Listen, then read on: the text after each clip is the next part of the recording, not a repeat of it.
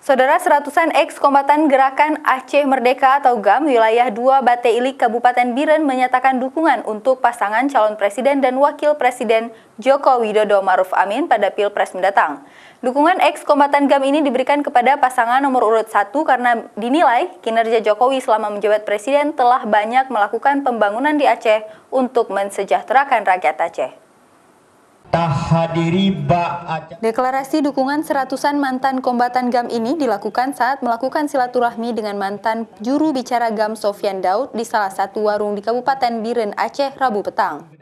Dukungan ex-kombatan GAM untuk pasangan calon presiden Jokowi Ma'ruf Amin tak hanya diberikan oleh mantan kombatan GAM di wilayah 2 Bate Ilik, Biren, namun 50% mantan kombatan GAM yang berada di seluruh pelosok Aceh juga telah menyatakan dukungan untuk pasangan presiden nomor urut 1.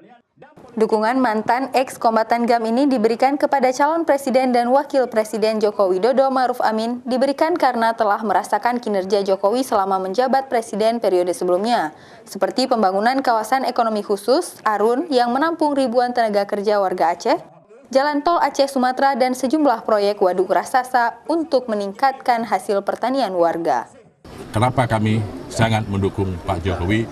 Karena kami anggap beliau peranan dan ada sebahagian daripada Aceh beliau lakukan untuk Aceh yang lebih bagus dan lebih baik ke depan. Harapan kami kepada Pak Jokowi ke depan, Aceh ini diperhatikan khusus.